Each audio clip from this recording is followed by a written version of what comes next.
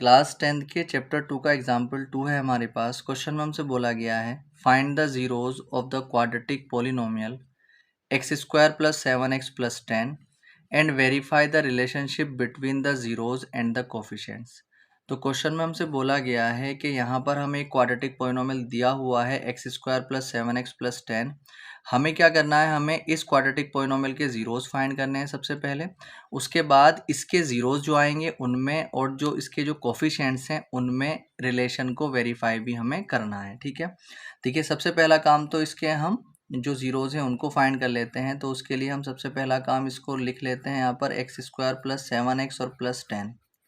देखिए क्या करते हैं, जब भी हमें कोई क्वाड्रेटिक पोलिनोमियल गिवन हो और उसमें 3 टर्म्स हों और उसके हमें जीरोस फाइंड करने हो, तो सबसे पहला काम हम ये करते हैं कि जो एक्स स्क्वायर के साथ में जो नंबर लिखा हुआ होता है उसकी मल्टीप्लाई हम जो कांस्टेंट टर्म होती है, कांस्टेंट टर्म कौन सी होती है, जिसके साथ एक्स नहीं होता है। ठीक है, तो एक्स स्क्वायर के साथ में जो भी नंबर है उसकी मल्टीप्लाई जो कांस्टेंट टर्म होती है उससे करते हैं। तो यहाँ पर एक्स स्क्वायर के साथ कितना है 1 और यहाँ पर कितना है कांस्टेंट टर्म 10। ठीक है, तो देखो यहाँ पर जो ये कांस्टेंट टर्म है ये भी प्लस की है, 10 भी प्लस का है और ये जो 1 था ये भी प्लस का है। तो जब इन दोनों की हम मल्टीप्लाई करेंगे तो किस चीज़ में आएगा, प्लस में आएगा 10। तो अगर इन दोनों की मल्टीप्लाई आई है प्लस में, ठीक है, तो हम यहाँ पर देखेंगे सम। अगर इन दोनों की मल्टीप्लाई आती माइनस में तो हम देखते हैं वहाँ पर डिफरेंस। ठीक है, तो अब यहाँ पर इन दोनों की मल्टीप्लाई करके हमें 10 मिला, तो यहाँ पर हम देखेंगे सम, क्योंकि ये प्लस का मिला है। अब सम किस तरीके से देखना है, तो 10 को ऐसे दो नंबर्स में हमें तोड़ना है। 10 को ऐसे दो नंबर में हम तोड़ेंगे जिनका सम कितना हो, एक्स के साथ में कितना लिखा हुआ हो, एक्स के साथ कितना लिखा हुआ है 7, जिनका सम कितना रहे 7 रहे। ठीक है, तो अगर मैं यहाँ पर देखता हूँ तो 5 और 2 की मल्टीप्लाई अगर हम करते हैं तो 10 आता है और 5 और 2 का जब हम सम करते हैं तो कितना आता है 7। तो ये जो है ये हमारे काम का है। ठीक है, तो अब हम यहाँ पर क्या करेंगे, जो नंबर हमें मिले हैं अब उन्हीं का हम यूज़ करेंगे। तो सबसे पहले एक्स स्क्वायर को हम ऐसे ही लिखेंगे प्लस, जहाँ पर 7 लिखा हो वहाँ पर हम 5 + 2 लिखेंगे। तो यहाँ पर कितना आ जाएगा 5 + 2 और इंटू में देखिए 7 की जगह बस 5 + 2 लिखा और यहाँ पर x ऐसे का ऐसे ही आ जाएगा और प्लस में आ जाएगा 10। अब क्या करेंगे, अब अगले स्टेप में हम ब्रैकेट ओपन करेंगे और जब ब्रैकेट ओपन करते हैं ब्रैकेट से पहले प्लस का साइन होता है तो अंदर के साइन चेंज नहीं होते। ये 5 जो है प्लस का ही रहेगा, यहाँ पर प्लस का 5 और जो भी ब्रैकेट जब हम खोलेंगे तो जो ये x था x इनके साथ मल्टीप्लाई होकर के इनके साथ आता रहेगा। तो 5x और ये ब्रैकेट से पहले प्लस है तो अंदर का साइन चेंज नहीं होगा, +2 के साथ कितना आ जाएगा हमारे पास x और प्लस में आ जाएगा यहाँ पर 10। अब हम यहाँ पर क्या करेंगे, थर्ड स्टेप जब आ जाएगा हमारा तो हम अब इन दो में कॉमन देखेंगे और इन दो में कॉमन देखेंगे। अब देखिए कॉमन क्या होता है, कॉमन वो होता है जो दोनों में हो।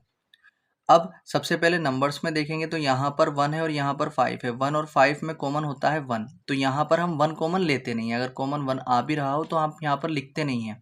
एक्स स्क्वायर और एक्स में कॉमन क्या होगा, एक्स होगा।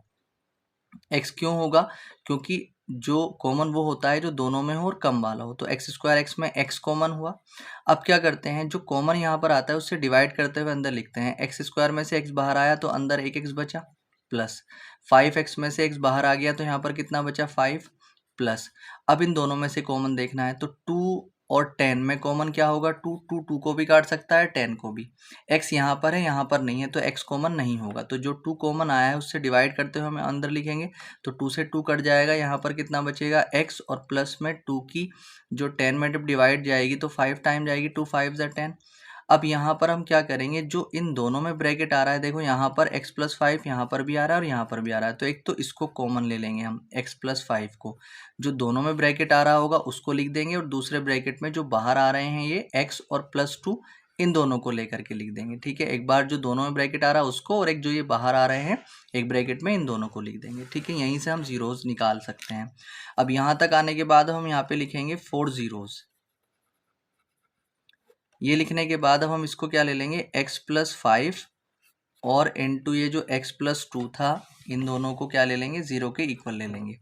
अब x + 5 को भी इक्वल टू 0 ले लेंगे, इसको भी 0 के इक्वल ले लिया हमने, x + 2 को भी हमने 0 के इक्वल ले लिया। अब यहाँ पर x की वैल्यू निकालेंगे तो ये कितना आ जाएगा -5, x की वैल्यू यहाँ से निकालेंगे तो -2 आ जाएगा। तो यहाँ पर हम देखेंगे तो x की दो वैल्यूज आ जाएंगी -5 और -2। यही क्या है, यही इसके जीरोज हैं। ठीक है, तो ज़ीरोज़ हमारे पास आ चुके हैं -5, -2।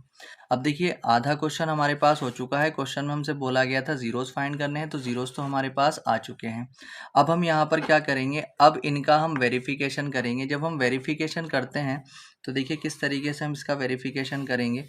यहाँ पर सबसे पहले वेरिफिकेशन के लिए हम लिख लेंगे वेरिफिकेशन। वेरिफिकेशन लिखने के बाद जो पॉलिनोमियल था उसमें अब हम कोफिशिएंट्स लिखेंगे। कोफिशिएंट होते हैं ए, बी और सी। ए होता है एक्स स्क्वायर के साथ में जो होता है, तो एक्स स्क्वायर के साथ यहाँ पर कुछ नहीं था, 1 है।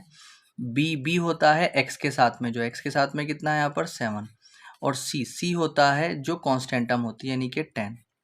अब उसके बाद जो ज़ीरोज़ होते हैं उनको पहले ज़ीरोज़ को हम पहले ज़ीरो को हम अल्फ़ा लिख लेंगे जो कि कितना आया -5 आया है।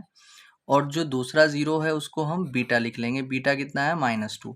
अब वेरिफिकेशन करने के लिए सबसे पहले हम निकालते हैं यहाँ पर अल्फ़ा प्लस बीटा यानी कि सम ऑफ ज़ीरोज़ निकालते हैं। जो ज़ीरोज़ आए हैं उनका सम ऑफ ज़ीरोज़ का जो फॉर्मूला होता है कोफिशिएंट्स के बेस पे वो कितना होता है -b/a।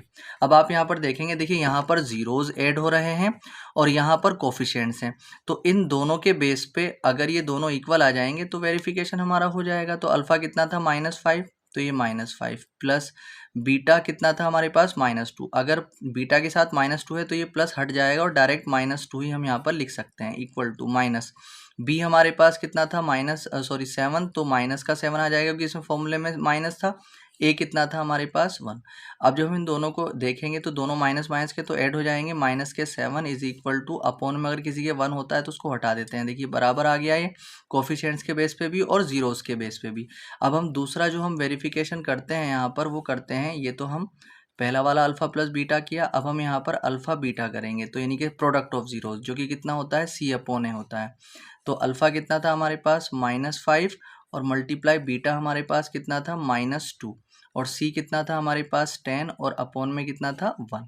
अब देखिए जब इन दोनों की मल्टीप्लाई करेंगे, माइनस माइनस की मल्टीप्लाई प्लस, 5 2 ज़ा 10 और यहाँ पर इक्वल टू में यहाँ पर हमारे पास 10 था, तो देखो प्रोडक्ट ऑफ ज़ीरोज़ भी यहाँ पर बराबर आ गया। ठीक है, तो हमने कोफिशिएंट्स के बेस पे सम ऑफ ज़ीरोज़ निकाला और ज़ीरोज़ के बेस पे तो वो भी इक्वल आ गए, और प्रोडक्ट ऑफ ज़ीरोज़ देखा कोफिशिएंट और ज़ीरोज़ के बेस पे तो वो भी इक्वल आ गया। ठीक है, तो इसी तरीके से अगर दोनों इक्वल आ जाते हैं तो ये वेरीफाइड हो जाता है। ठीक है।